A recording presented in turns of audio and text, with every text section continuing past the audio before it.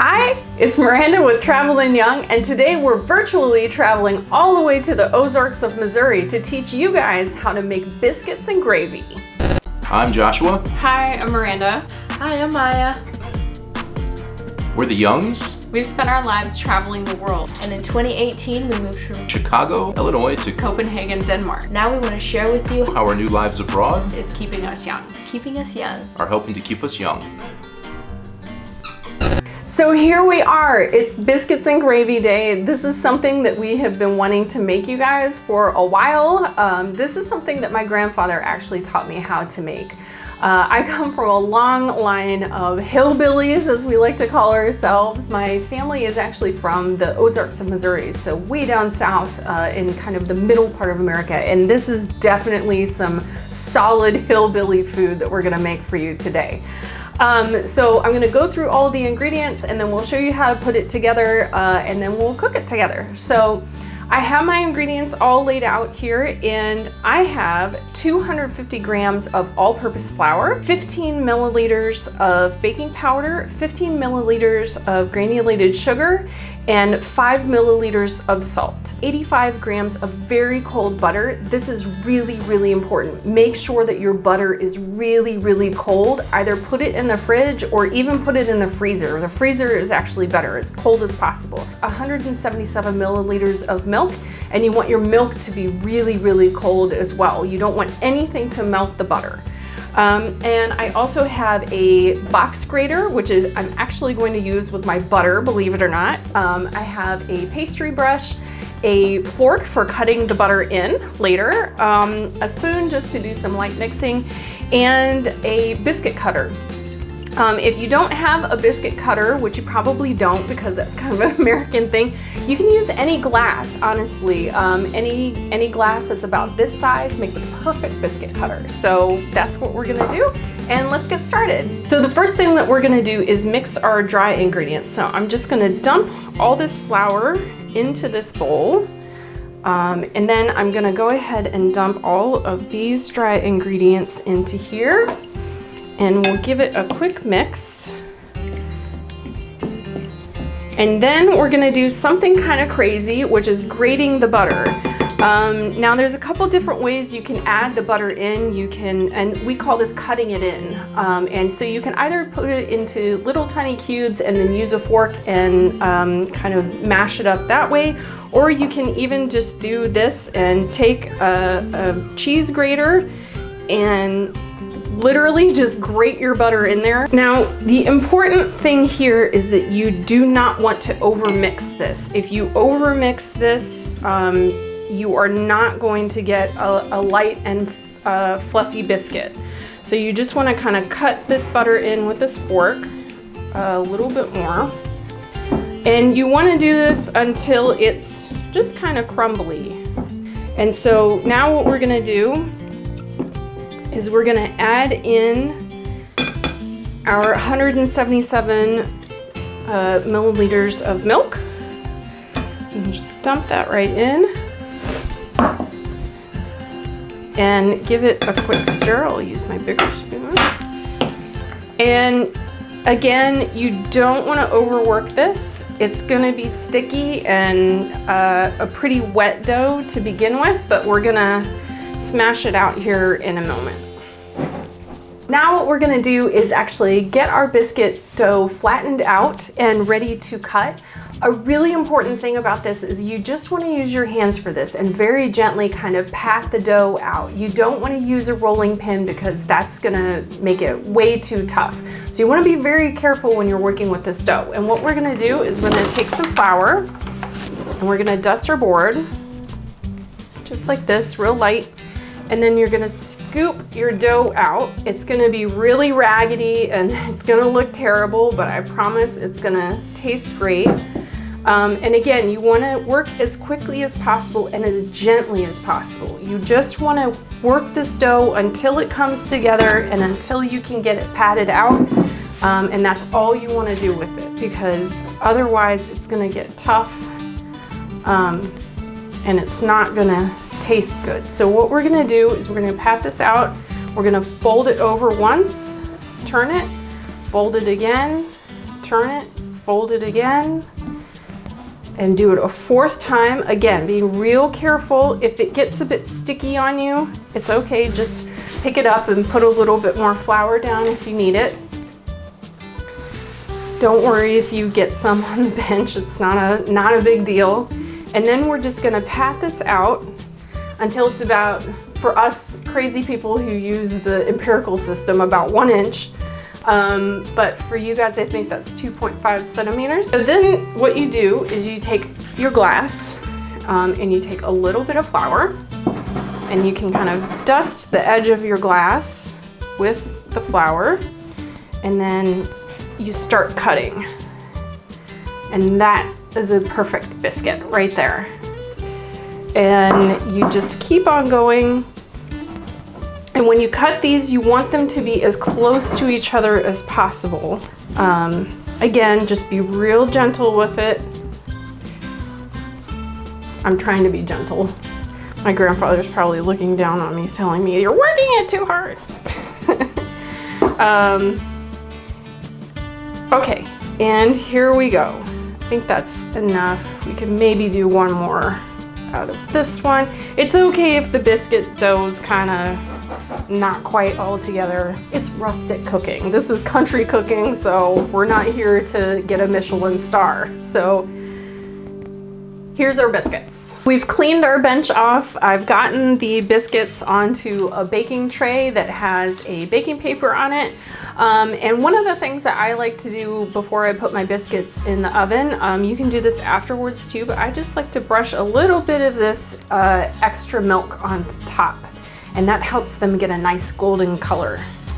And this is just something we would do right before you stick it in the oven. I have my oven preheated to 220 degrees Celsius. It's ready to go to make these biscuits, and then we're gonna cook these biscuits for about 15 minutes or until they get golden brown. Just watch them, make sure they don't burn. These will turn pretty quick, so you wanna make sure that you keep an eye on them and don't let them go too far. But this is a real nice kind of sweet, salty dough, so it's so good, and it goes great with the gravy sauce that we'll make in a minute. Okay, let's get these in the oven. All right, so we're gonna stick these in the oven. Again, the oven is set to 220. It's not on warm lift, it's just regular, and we're gonna put these in here about 15 minutes. And while these are cooking, we're gonna get our sausage ready for our sausage gravy. We're ready to make our sausage gravy. I've already prepped our sausage gravy because you guys don't have breakfast sausage here the way that we have it in the US. We'll link to the recipe down below. But this has things like sage and marjoram and salt and pepper, even some little red chili flakes to give it a little bit of heat. The recipe that I'll link to actually asks also for brown sugar, but I don't add brown sugar in mine because sometimes you can get sweet sausage, but I prefer savory for when I'm making biscuits and gravy. The important things to keep around you when you're making biscuits and gravy is your milk, because that's gonna be your liquid. And also some flour, that's gonna be the thickener. And then also a bowl or a plate with some paper towels on it, because what we're gonna do is actually fry up the pork and then take it out, and then we're gonna use the grease to actually cook the flour in instead of something like butter. And then I also have a spatula and a whisk. And even a spoon for the flour. So this happens very, very fast. I'm going to try to show it to you as I'm cooking it, but I have to pay attention to it because it can all go wrong very quickly. So we're gonna turn our stove on and let it preheat.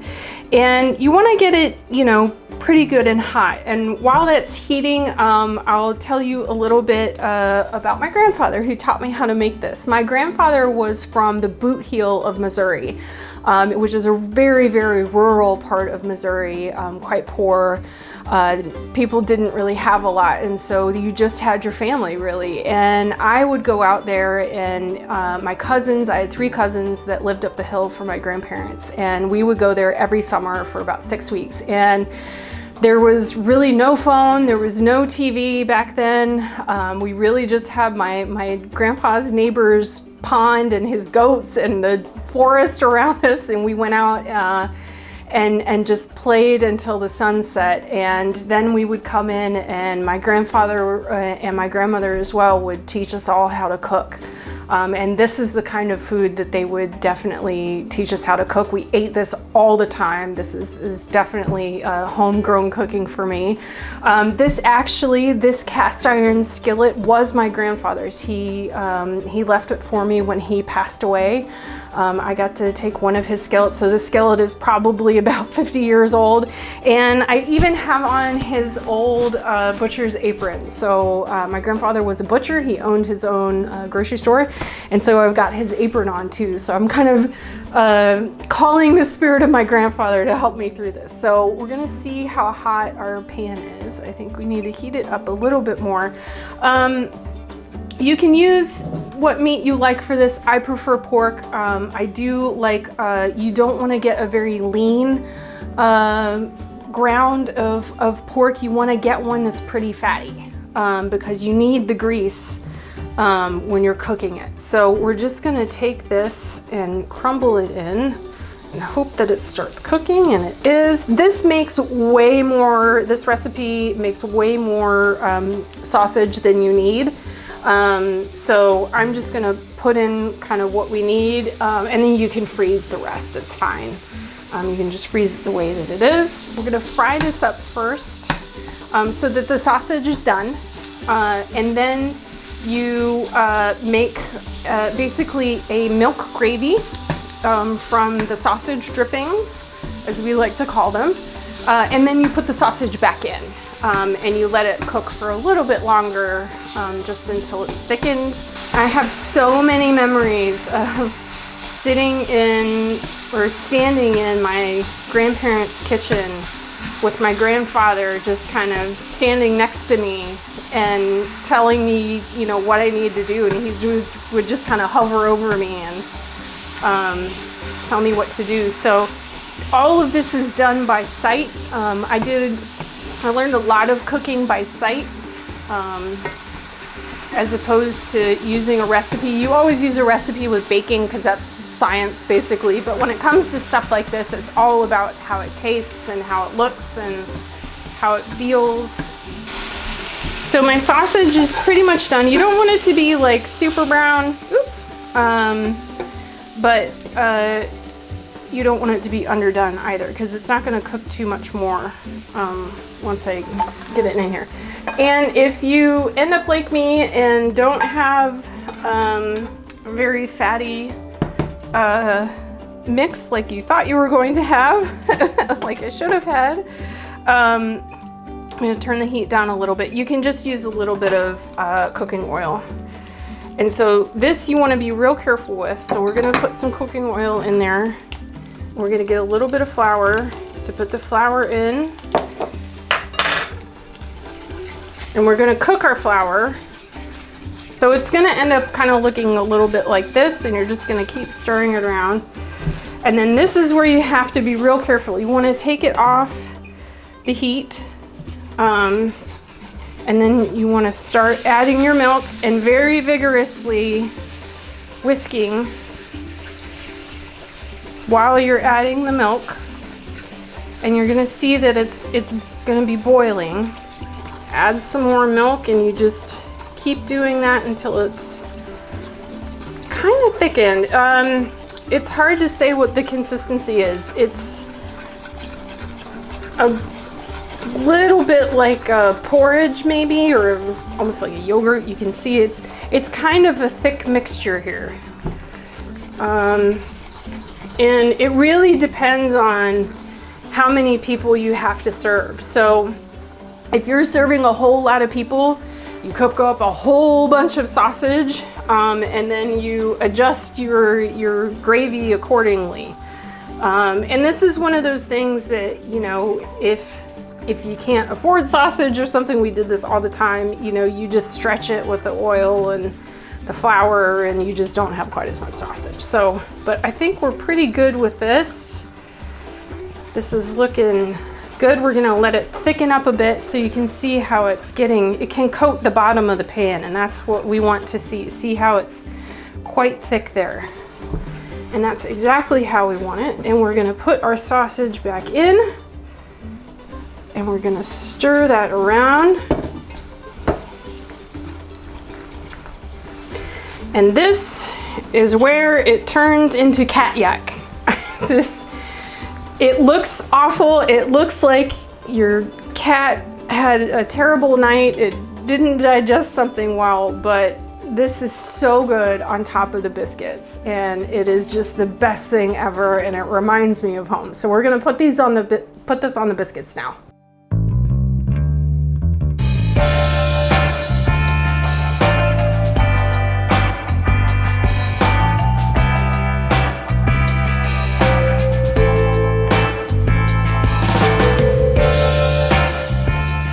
I was actually just manning the camera the whole time and thinking about how I'm going to get to eat this soon. This is one of my favorite things to eat at Cracker Barrel when we go to Cracker Barrel. And I mean, my mom would make it occasionally, but she's not really from the South, so it's not really her She's from thing. Jersey, so it doesn't count. Yeah, she'd make it for my dad because my dad is from the South. So, but I haven't had it ever in here. I don't think you've made it since we've lived here. No, I don't think so. And I remember one time I made it from our friends in England, and it was so funny because they asked me what a biscuit was, and I couldn't tell them. I had no idea how to describe a biscuit. Because to the English, biscuits are cookies, and not this is a biscuit. And it's really hard. It's like a scone, scone, but not really a scone. Yeah. And it's very difficult to describe. Yeah, and it's just one of those things that I realized nobody had ever asked me to describe a biscuit before. But this is also one of those things that, I mean, it just does not look appealing at all when it's on the plate, but it is so good. And I also say you could tell it's dark outside. Yeah. And that's because this was a lot of work, and I realized early this morning this wasn't going to happen. No. And so we're having breakfast for dinner, which if people don't do this in Denmark, I don't know, but breakfast for dinner, I was a big proponent of this in college. Yes. Because eggs and cereal and things are super easy to make. You know what? Your stomach doesn't care. No. It's food. And Cracker Barrel, as an example, serves breakfast all day long. So you could have breakfast for dinner there. And so yes, if you ever go to the U.S. and you find yourself in the South, find a Cracker Barrel. But okay. We're going to try this. Well, now let's dig in instead of talk because I am hungry. It is dinner time. It is.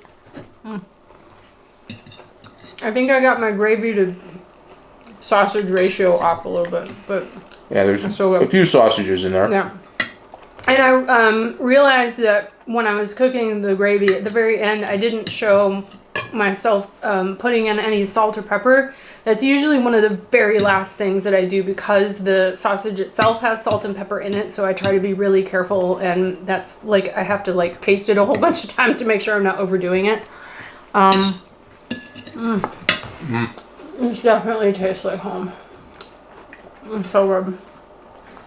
So in America, unfortunately, it's possible the death penalty is real. Now I'm bringing it down a little bit, but I want to explain that you get a last meal. Oh.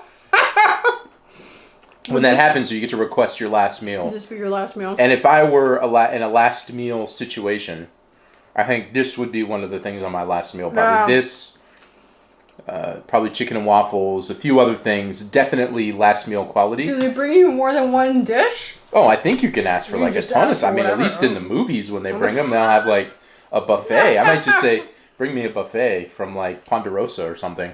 I wouldn't say that, but. I like how Biscuits and Gravy has taken us to capital punishment. Yeah, well, I mean, and this last meal, I was thinking just now as I was eating it, Earth, maybe we can do a series of cooking show called like the last meal recipes or something, and this is volume 1 last meal recipe Biscuits and Gravy. By the way, I'll also warn you, there are some hotels that maybe try to do this as part of their buffet. Don't fall believe for them. it. Don't. Biscuits and Gravy can taste like it looks if not made well. So it's best to get it fresh and made properly. And made well. All right. Well, we hope you enjoyed a little bit of American Biscuits and Gravy. We've got a few other things planned since we're kind of confined to the kitchen and the other room that you saw us playing games in the other day. But we appreciate you watching. Please subscribe if you haven't yet. We appreciate it here at Travelin Young. Let us know if there's any other American foods you want to learn more about or see anything about. I don't know. Maybe didn't know existed. I don't know if people even knew this existed. So. Yeah. But yeah, we appreciate it. And, I'm not sure what we've got planned over the next couple of days, I'll be honest. I thought we were going to have this at breakfast. So it changes from day to day. We're playing it by ear. But I guess the next post will be on New Year's Day. Maybe we'll have a New Year's Eve, New Year's Day special where we talk about things that we've done in the past in New Year's because it's a time we typically travel. But we'll see. I don't know yet. I got a couple days to figure out. I don't have to work. We're off. We're both playing off. it by ear. But until then, thank you very much. We'll see you. Bye-bye. Bye.